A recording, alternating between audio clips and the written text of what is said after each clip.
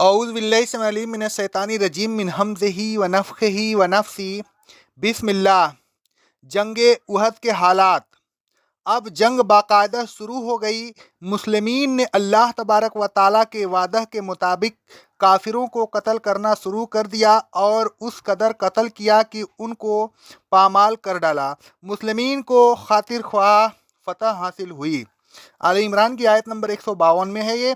کفار شکست کھا کر بھاگے۔ ان کی عورتوں کی یہ حالت تھی کہ پنڈلیوں پر سے دامن اٹھائے تیزی سے پہاڑ کی طرف بھاگ رہی تھی۔ پنڈلیاں کھل جانے کی وجہ سے ان کی پازبینیں نظر آ رہی تھی۔ حضرت عبداللہ ابن جبیر رضی اللہ تعالیٰ عنہ کے دستے کے لوگوں نے جب یہ حالت دیکھی تو کہنا شروع کیا، مال غنیمت مال غنیمت، تمہارا لشکر جیت گیا، اب تم کس بات کا انتظار کر رہے ہو؟ یہ کہہ کر وہ مال غنیمت لوٹنے کے لیے جانے لگے۔ حضرت عبداللہ بن جبیر رضی اللہ تعالیٰ عنہ نے انہیں بہت سمجھایا کہ ایسا نہ کرو۔ رسول اللہ صلی اللہ علیہ وسلم نے مجھ سے عہد لیا ہے کہ یہاں سے نہ ہٹنا، کیا تم بھول گئے کہ تم سے رسول صلی اللہ علیہ وسلم نے کیا کہا تھا؟ انہوں نے کہا، ہم تو ضرور مال غنیمت لوٹیں گے۔ غرض یہ کہ انہوں نے حضرت عبداللہ بن جبیر رضی اللہ تعالیٰ عنہ کا کہنا نہ مانا اور مال غنیمت لوٹنے میں مصروف ہو گئے۔ صحیح بخاری صحیح مسلم۔ ان لوگوں نے رسول اللہ صلی اللہ علیہ وسلم کے حکم کی نافرمانی کی، دنیا کی طلب میں گرفتار ہو گئے اور کمزوری اور بزدلی کا مظاہرہ کیا۔ آل عمران کی آیت نمبر 152 میں بعض لوگوں نے پھر بھی نافرمانی نہیں کی، وہ دنیا کی طلب میں گرفتار نہیں ہوئے جس طرح ان کے بعض ساتھی گرفتار ہو گئے۔ سورہ آل عمران کی آیت نمبر 152 میں ہے۔ بہرحال دنیا طلبی اور نافرمانی کا وبال سب پر پڑا۔ مسلمین مصیبت میں مبتلا ہو گئے۔ ایک کافروں کی طرف سے مسلمین کا منہ پھر گیا۔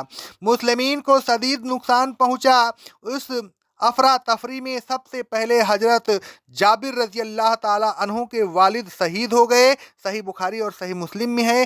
مسلمین کی یہ زب و حالی بظاہر اس طرح واقع ہوئی کہ جب مسلمین کفار کی شکست خوردہ فوج کا تعاقب کر رہے تھے تو ابلیس ملعون چلا چلا کر مسلمین سے کہنے لگا، اے اللہ کے بندو، پیچھے کی خبر لو۔ مسلمین یہ سمجھے کہ کافروں نے پیچھے سے حملہ کر دیا، لہذا آگے والے پیچھے کی طرف مڑے اور اپنے ہی آدمیوں سے لڑنے لگے۔ مسلمین آپس میں ایسے گتھم گتھا ہوئے کہ ایک دوسرے کو شناخت کرنا مشکل ہو گیا۔ حضرت یمان رضی اللہ تعالیٰ عنہ پر مسلمین ٹوٹ پڑے۔ ان کے لڑکے حضرت حذیفہ رضی اللہ تعالیٰ عنہ نے بار بار چیخ چیخ کر کہا، یہ تو میرے والد ہیں، لیکن کسی نے کچھ نہ سنا اور حضرت یمان رضی اللہ تعالیٰ عنہ کو قتل ہی کر دیا۔ حضرت حذیفہ نے کہا، اللہ تمہیں معاف کرے۔ صحیح بخاری میں ہے یہ حدیث۔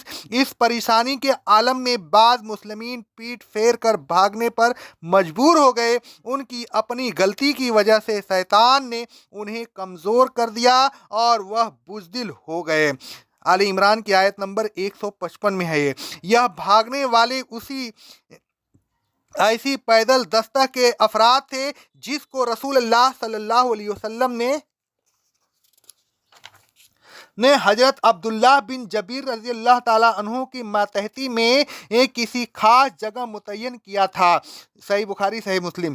یہ لوگ بھاگے چلے جا رہے تھے اور کسی کو پیچھے مڑ کر بھی نہیں دیکھتے تھے، حالانکہ رسول اللہ صلی اللہ علیہ وسلم میدان جنگ میں پیچھے کھڑے ہوئے ان کو آواز دے رہے تھے، لیکن ان پر اتنی دہشت طاری تھی کہ انہوں نے کچھ نہ سنا۔ پھر اللہ تبارک و تعالیٰ کی طرف سے مصیبتوں کے پہاڑ ٹوٹ پڑے۔ اللہ تبارک و تعالیٰ نے ان کی اتنی سخت آزمائش کی کہ آئندہ کسی بھی مصیبت آئے وہ غمگین نہ ہو، مصیبت سہنے کے عادی ہو جائیں۔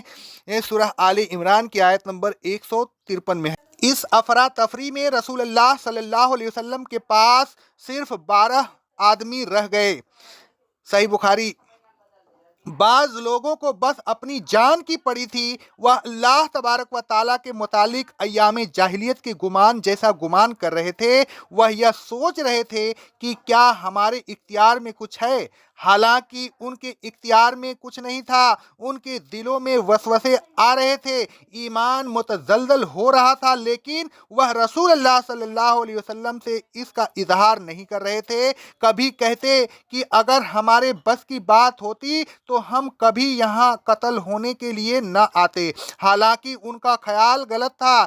جن کی قسمت میں قتل ہونا لکھا ہوتا، وہ گھر میں ہونے کے باوجود کسی نہ کسی ضرورت سے اپنی اپنی قتل گاہوں میں پہنچ جاتے۔ اللہ تبارک و تعالیٰ کو ان کی آزمائش مقصود تھی۔ اللہ تبارک و تعالیٰ چاہتا تھا کہ ان کے دلوں کے خیالات کو پاک کر دے، وسوسے دور ہو جائیں اور کھوٹ نکل جائے۔ آل عمران کی آیت نمبر 154 میں ہے۔ اسی حالت میں ایک شخص رسول اللہ صلی اللہ علیہ وسلم کے پاس آیا، وہ ہتھیار پہنے ہوئے تھا۔ اس نے کہا، اے اللہ کے رسول صلی اللہ علیہ وسلم، میں لڑوں یا اسلام قبول کروں؟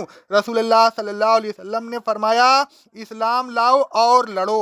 وہ شخص مسلم ہو گیا اور برابر جنگ کرتا رہا، یہاں تک کہ شہید ہو گیا۔ رسول اللہ صلی اللہ علیہ وسلم نے فرمایا، اس نے عمل کم کیا اور اجر بہت پایا۔ صحیح بخاری۔ ایک شخص نے رسول اللہ صلی اللہ علیہ وسلم سے دریافت کیا، اگر میں قتل ہو جاؤں تو کہاں جاؤں گا؟ رسول اللہ صلی اللہ علیہ وسلم نے فرمایا، جنت میں۔ اس نے کھجوریں جو اس کے ہاتھ میں تھی انہیں رکھ دیا، پھر خوب جنگ کی اور شہید ہو گیا۔ صحیح بخاری۔ حضرت انس بن نصر کہا کرتے تھے، افسوس میں بدر کے روز رسول اللہ صلی اللہ علیہ وسلم کی پہلی لڑائی میں شریک نہیں ہو سکا۔ اگر اللہ نے آئندہ جنگ کا موقع دیا تو اللہ دیکھے گا کہ میں کیا کرتا ہوں۔ الگر جب جنگ احد ہوئی تو وہ اس میں شریک ہوئے۔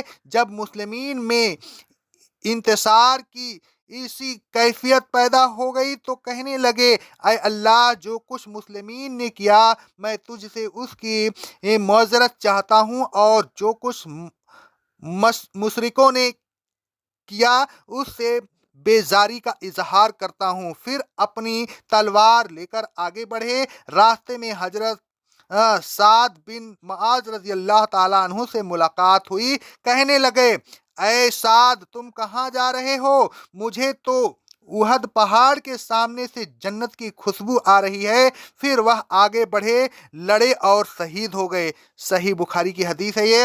حضرت سعد بن ابی وقاص رضی اللہ تعالیٰ عنہ رسول اللہ صلی اللہ علیہ وسلم کے پاس کھڑے ہوئے لڑ رہے تھے۔ رسول اللہ صلی اللہ علیہ وسلم ہم نے اپنے ترکش سے تیر نکال کر حضرت سعد کو دیے اور فرمایا، اے سعد، تم پر میرے ماں باپ قربان ہوں، تیر چلاؤ۔ صحیح بخاری کی حدیث ہے۔ حضرت جبریل اور حضرت میکائیل بھی رسول اللہ صلی اللہ علیہ وسلم کے پاس دائیں بائیں کھڑے ہو کر لڑ رہے تھے۔ وہ سگید کبیر اسے پہنے ہوئے تھے اور بڑی شدت سے جنگ کر رہے تھے۔ صحیح بخاری صحیح مسلم کی حدیث ہے یہ۔ جنگ شدت سے جاری تھی۔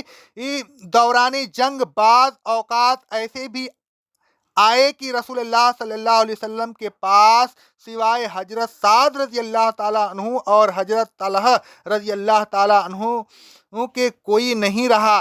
کوئی لڑتا ہوا کہیں نکل گیا اور کوئی کہیں نکل گیا۔ صحیح بخاری کی حدیث ہے یہ۔